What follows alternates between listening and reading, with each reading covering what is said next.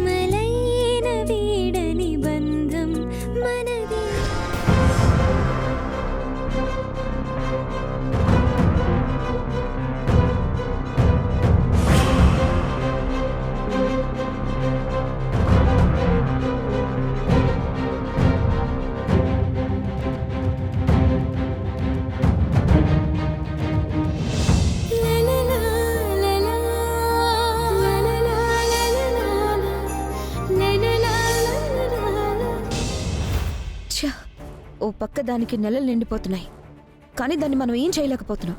చూస్తుంటే అది బిడ్డని కూడా కనేసేలా ఉంది. మన పగ తీరాలి అంటే అహల్య బిడ్డని కనకూడదు అవంతిక. మన బుజ్జిగాడి ఇంటికి వారసుడు కావాలంటే ఆ అహల్య కడుపులోని బిడ్డను వీలైతే ఆ అహల్యని కూడా చంపేయాలి.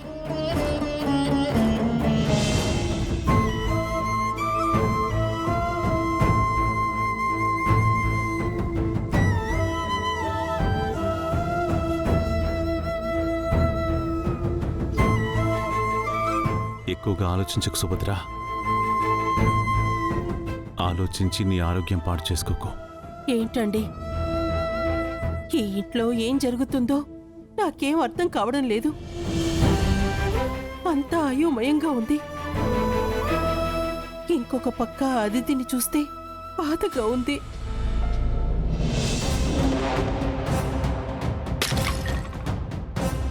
అదితి ఆగు. ఏంటి ఆపేది?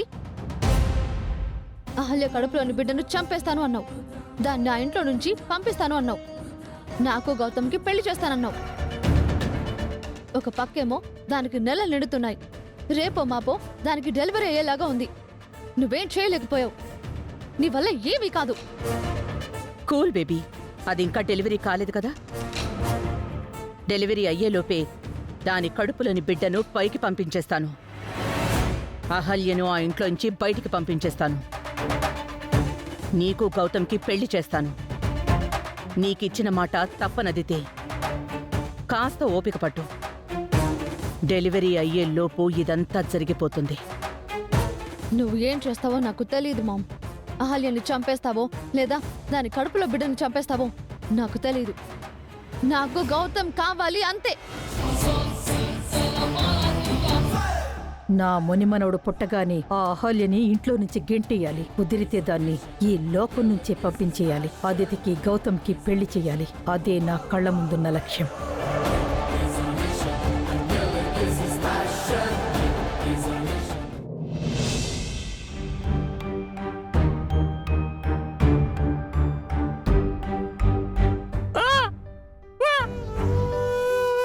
ఆ జ్యూస్లో మీరే ఏదో కలిపారు కదా.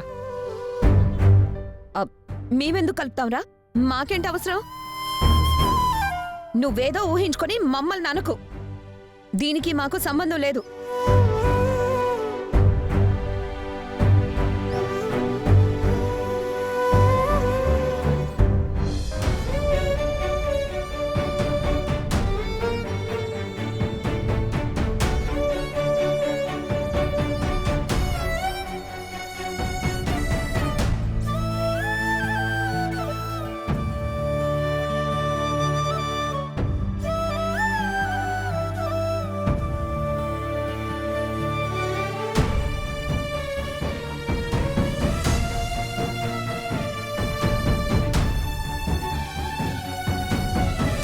I love Ahalya, I live for Ahalya, I die for Ahalya. Ahalya గారు, ఇందాక నేను స్టేజ్ మీద చెప్పింది ఇంకెన్ని అబద్ధాలు చెప్తారండి నన్ను కాపాడడానికి? మీ మీద ఇంకెన్ని నిందలు వేసుకుంటారు?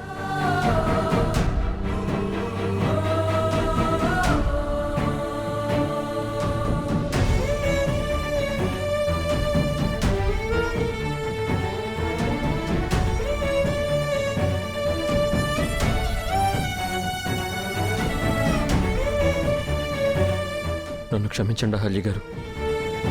ఈ ఇంట్లో మీకు భద్రత, భవిష్యత్తు ఉంటాయనుకున్నాను. ఈ కుటుంబం నాలాగే మిమ్మల్ని కంటికి రెప్పలా కాపాడుకుంటుందనుకున్నాను. కానీ కంటి రెప్పే కంటి పాప మీద కక్ష కట్టినట్టు మీరుంటున్న ఈ ఇంట్లోనే మీకు రక్షణ కరువవుతుంది అనుకోలేదు. ఒకవైపు యామిని ఆంటీ అదితి మీ పట్ల పగబట్టినట్లు ప్రవర్తిస్తున్నారు. ఇంకోవైపు బుల్లబ్బాయి తరుగుతున్నాడు. మరోవైపు ఆ సత్యగాడి టెన్షన్ ఒకటి. ఇవి చాలవన్నట్టు మా అక్క, బావ మీ మీద కోపం పెంచుకొని మిమ్మల్ని చంపాలనుకుంటున్నారు.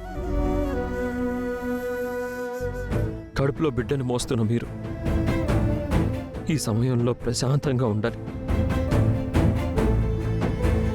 కానీ మిమ్మల్ని ఎన్నో సమస్యలు వెంటాడుతున్నాయి.